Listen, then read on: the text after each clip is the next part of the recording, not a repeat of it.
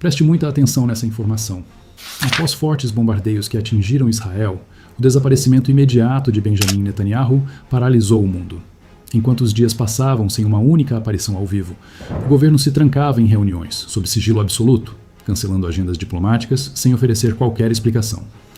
Então, quando um clipe do premier finalmente veio a público, um detalhe capturado pelas câmeras alimentou ainda mais as teorias de que algo estava profundamente errado. A internet explodiu. E a pergunta que tomou conta das redes foi uma só: onde está Netanyahu? O que está sendo escondido? E o que esse silêncio revela sobre o momento mais perigoso do Oriente Médio em décadas?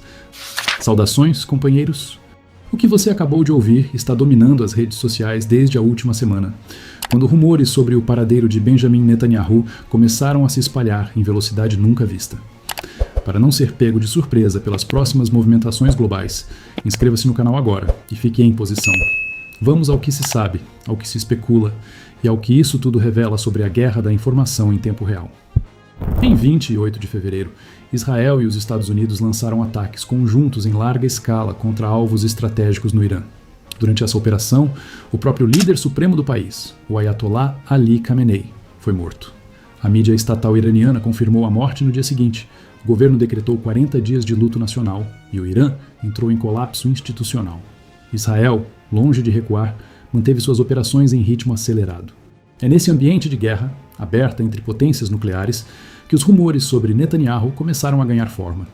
A especulação foi iniciada pela agência iraniana Tasnim, que publicou um relatório apontando 4 ausências consecutivas na agenda pública do premier israelense. Netanyahu havia passado quase 4 dias sem publicar mensagens em vídeo, algo incomum para um líder que usa esse formato como ferramenta diária de comunicação de guerra. Suas declarações nesse período saíram apenas em formato de texto, sem fotografias recentes que comprovassem sua presença ativa. Uma visita dos enviados americanos ao país foi cancelada abruptamente, sem que nenhum dos lados explicasse o motivo. E a agência afirmou, sem apresentar provas, que membros próximos do governo israelense teriam sido atingidos por ataques durante as ofensivas iranianas de retaliação. Nenhuma dessas afirmações foi confirmada de forma independente. Mas em tempos de guerra, a ausência de uma negativa rápida pode ser tão poderosa quanto uma acusação direta. O silêncio, nesse contexto, não é neutro. Ele é combustível. O que veio depois confirmou exatamente isso. George Galloway, líder do Partido dos Trabalhadores da Grã-Bretanha, publicou uma mensagem questionando a autenticidade de um discurso divulgado pelo governo israelense. Ele escreveu perguntando por que Israel havia divulgado um vídeo de Netanyahu no qual o premier aparecia literalmente com 6 dedos em uma das mãos. A postagem virou estopim. Em horas, o debate tomou conta do X, do Telegram e do Instagram. Canais com milhões de seguidores passaram a compartilhar o frame como prova de manipulação digital. A narrativa ganhou vida própria. Logo depois, começaram a circular imagens que supostamente mostrariam Netanyahu morto ou ferido após um ataque iraniano direto. Análises posteriores indicaram que muitas dessas imagens foram geradas por inteligência artificial. Os sinais estavam lá para quem soubesse olhar. Mãos deformadas, texturas inconsistentes no rosto, símbolos militares fora de padrão, fundos com perspectiva impossível. Mesmo assim, as imagens já tinham se espalhado pelo mundo antes de qualquer verificação. Esse é o mecanismo central da desinformação moderna. A velocidade de propagação supera, quase sempre, a velocidade da checagem. Uma segunda onda de especulação afirmou que Netanyahu teria fugido para Berlim, baseada em dados de rastreamento de voos que mostravam a aeronave do governo israelense pousando na Alemanha. Uma publicação com mais de 1,5 milhão de visualizações afirmava ter localizado o premier em um bunker no país europeu. Houve quem especulasse que o deslocamento seria uma preparação para um governo israelense no exílio, caso Tel Aviv fosse atingida por um ataque de maior escala. A alegação foi investigada e descartada como infundada, mas o dano à narrativa já estava feito. Houve ainda uma terceira linha de especulação, menos viral, porém igualmente reveladora. Alguns perfis nas redes sociais passaram a afirmar que Netanyahu teria sido transferido para um bunker militar subterrâneo dentro do próprio território israelense, e que o governo estaria operando a partir de um centro de comando de crise. Esse tipo de medida existe de fato nos protocolos de segurança de Israel, dos Estados Unidos e de várias outras potências. Não há nada de extraordinário nisso em tempo de guerra. O problema é que a ausência de informação oficial sobre a localização do líder transforma um procedimento de rotina em matéria-prima para teoria de conspiração. Quanto ao vídeo dos 6 dedos, que deu origem a tudo, Ferramentas de verificação e analistas independentes concluíram que a imagem era resultado de distorção de câmera e ângulo de filmagem em um único frame da coletiva de imprensa, e não de manipulação digital. Isso não impediu que a narrativa continuasse se espalhando. Em guerra, a percepção se move mais rápido do que a realidade, e uma vez que uma imagem entra no ciclo de compartilhamento das redes, a correção nunca alcança o alcance original da mentira. Aqui entra o paralelo histórico que qualquer analista de inteligência reconhece imediatamente. Durante a invasão da Ucrânia em 2022, especulações sobre um suposto atentado contra Vladimir Putin dominaram as redes ocidentais por dias. Na Guerra do Golfo, em 1991, boatos sobre a saúde de Saddam Hussein foram usados como ferramenta psicológica por ambos os lados. Durante a Segunda Guerra Mundial, rumores sobre a morte de Adolf Hitler circulavam com regularidade entre as forças aliadas como forma de abalar o moral alemão. Em nenhum desses casos, os rumores eram verdadeiros. Em todos eles, o efeito desestabilizador foi real e imediato. A guerra da informação não precisa ser verdadeira para funcionar. Ela precisa apenas ser acreditada por tempo suficiente. Diante da pressão, o gabinete de Netanyahu se pronunciou. Divulgou comunicados sobre reuniões de segurança, coordenação de decisões estratégicas e acompanhamento direto das operações militares. O ministro da Segurança Nacional, Itamar Ben-Gvir, publicou um vídeo para desmentir rumores sobre sua própria morte, afirmando em hebraico estar vivo e em atividade. E Netanyahu, em nota divulgada pelo gabinete, advertiu que as operações militares em curso estavam, nas palavras dele, quebrando os ossos do adversário e que Israel ainda não havia terminado. O que devemos observar nas próximas 48 horas é exatamente a dinâmica que esse episódio inteiro revela. Do ponto de vista militar, a ausência temporária de um líder em público durante uma guerra ativa é, em muitos casos, protocolo padrão de segurança. Líderes são retirados de exposição quando o risco de ataque é avaliado como crítico. Isso não indica morte, indica precaução operacional. Do ponto de vista diplomático, o cancelamento de visitas de enviados sem explicação é um sinal que merece acompanhamento. Pode indicar divergências táticas entre Washington e Tel Aviv sobre os próximos passos da campanha. Pode indicar reorganização de estratégia diante de uma resposta iraniana mais intensa do que o previsto. Ou pode indicar um momento de transição na condução da guerra, com novos atores entrando em campo. Do ponto de vista da guerra da informação, o que vimos esta semana foi um manual executado com precisão. Rumores originados na mídia iraniana, amplificados por contas não verificadas, sustentados por imagens falsas e por um silêncio temporário que, em contexto de guerra, sempre alimenta teorias. A pergunta que fica não é se Netanyahu está vivo. As evidências disponíveis indicam que sim. A pergunta real é outra. Quem se beneficia com a dúvida? O Irã, que precisa mostrar à sua população que o conflito tem custos reais para o adversário. Os grupos que operam na zona cinzenta da desinformação e que lucram com o caos informacional. E os atores que observam esse conflito de longe, medindo a fragilidade das narrativas ocidentais antes de fazerem seus próprios movimentos. A resposta a essa pergunta revela mais sobre a guerra atual do que qualquer bombardeio. Enquanto as potências falam em instabilidade, o tabuleiro global se move em silêncio. A cada movimento nesse tabuleiro surge um novo risco à vista. Aqui você entende o que está por trás das manchetes. Mantenha-se em posição e fique em alerta permanente. E se ainda não está inscrito, inscreva-se agora para não perder o próximo alerta. אזרחי ישראל, אחיי ואחיותיי, אנחנו בימים היסטוריים, ימים שירשמו בתולדות ישראל. במבצע שאגת הארי, השאגה שלנו הולכת ומתגברת. אנחנו קודשים את משטר הטרור באיראן. אנחנו פוגעים וקודשים את עושה דברו, החיזבאללה בלבנון. בשילוב זרועות חסר תקדים בין ישראל וארצות הברית, השגנו הישגים עצומים. הישגים שמשנים את מאזן הכוחות במזרח התיכון וגם מעבר לו. ההישגים הללו מבססים את מעמדה של ישראל כמעצמה חזקה מאי פעם. והשינוי הדרמטי הזה בכוח שלנו מול הכוח של אויבינו הוא המפתח להבטחת קיומנו. איומים עולים ואיומים יורדים.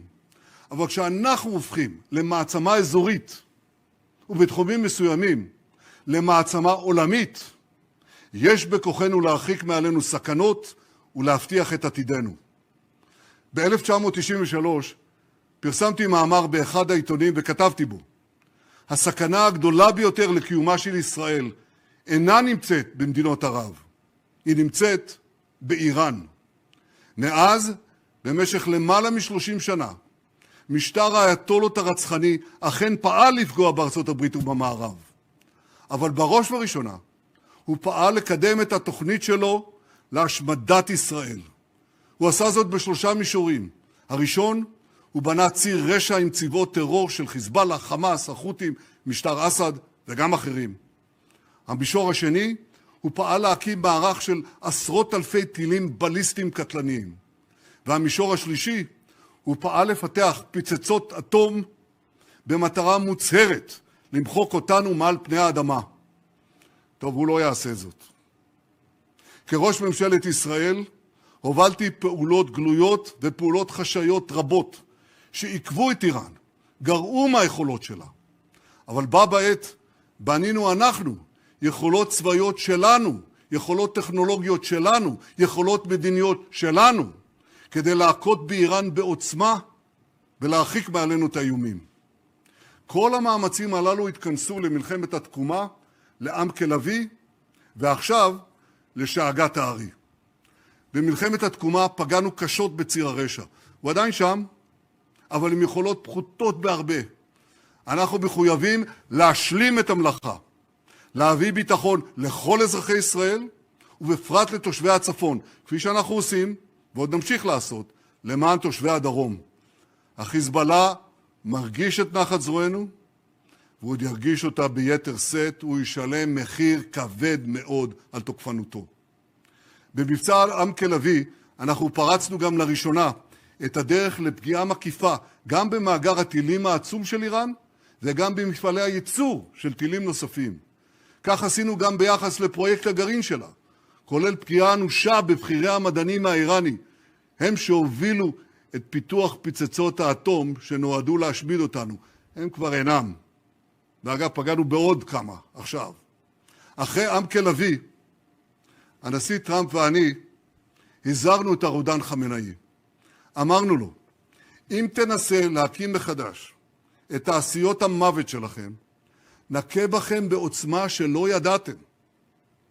לא רק שהוא לא הקשיב לנו, הוא פתח בפעולה מואצת לשקם את תוכנית הגרעין והטילים, והפעם להטמין אותם עמוק עמוק מתחת לקרקע, מתחת להרים גבוהים. אם לא היינו פועלים מיד, תוך כמה חודשים, תעשיית המוות של איראן הייתה חסינה מפני כל פגיעה.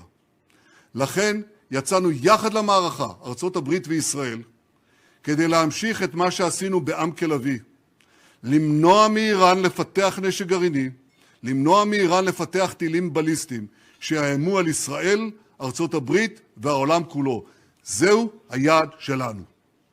תוך זמן קצר חיסלנו את הצורר חמינאי, וגם בכירים רבים במשטר הטרור, חיסלנו את הרודן הישן, והרודן החדש, מוצ'טבה, הבובה של משמרות המהפכה, הוא אינו יכול להראות את פניו בציבור. אנחנו קודשים את תשתיות הגרעין, את מערך הטילים והמשגרים, את מפקדות הדיכוי, את מוקדי הכוח של המשטר, ועוד הרבה מאוד מטרות. ובמקביל, אנחנו פועלים לקדם יעד נוסף, ליצור את התנאים עבור העם האיראני, כדי שיוכל לסלק את משטר העריצות האכזרי, שרודה בו כמעט יובל שנים. אנחנו מנחיתים מכות מחץ על משמרות המהפכה והבסיס, גם ברחובות וגם במחסומים, ועוד היד נטויה. אני אומר לעם האיראני, הרגע שבו תוכלו לצאת לדרך חדשה של חירות, הרגע הזה הולך ומתקרב. אנחנו עומדים לצדכם, אנחנו עוזרים לכם, אבל בסופו של יום זה תלוי בכם. זה בידיים שלכם. כבר עכשיו אפשר לומר בוודאות, זו כבר לא אותה איראן, זה כבר לא אותו מזרח תיכון, וזו גם לא אותה ישראל. אנחנו לא מחכים, אנחנו יוזמים, אנחנו תוקפים, ואנחנו עושים זאת בעוצמה שלא היה כמותה. יצרנו ברית שלא הייתה כדוגמתה עם ארצות הברית, ברית עם ידידנו הגדול, ידידי האישי, הנשיא טראמפ. אנחנו מדברים כמעט כל יום, מדברים חופשי על הבר, מתמקדים, מחליפים רעיונות ועצות, ומחליטים יחד. הנשיא טראמפ אמר לי משהו שאני רוצה לשתף איתכם בו, לפני שעה קלה הוא אמר לי את זה. היחסים בינינו חזקים פי 100 מכל מערכות היחסים שהיו בין נשיא אמריקני לראש ממשלה בישראל. אנחנו לא חושבים רק על המדינות שלנו, רק על הדור הזה. אנחנו חושבים גם על הדורות הבאים, על עתיד האנושות.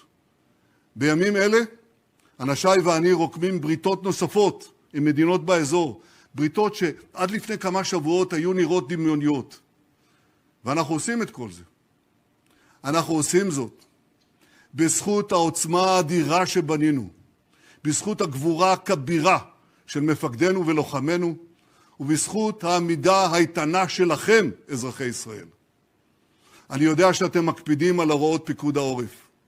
אתם נכנסים פעם אחר פעם למרחבים המוגנים. אני יודע שזה לא קל, אני יודע שזה גם קשה מאוד כרגע בצפון, אבל בכך שאתם מקפידים על הדברים הללו, אתם גם מצילים חיים וגם נותנים את הגיבוי ואורך הנשימה לי, לממשלת ישראל, לצה"ל ולכוחות הביטחון, כדי להשיג את יעדי המערכה. איך אמר לי בהשתאות הנשיא טראמפ? רק בישראל טיסות החילוץ הן הפוכות. בכל העולם רוצים לברוח ממוקדי הלחימה, ורק אצלכם בישראל כולם רוצים לחזור. מניין הרוח הזאת, הוא תמיד שואל אותי. ואני עונה לו, זה סוד ההצלחה שלנו, זה החוסן של העם שלנו, זה כוח האמונה שלנו, האמונה בנצח ישראל. שאלות?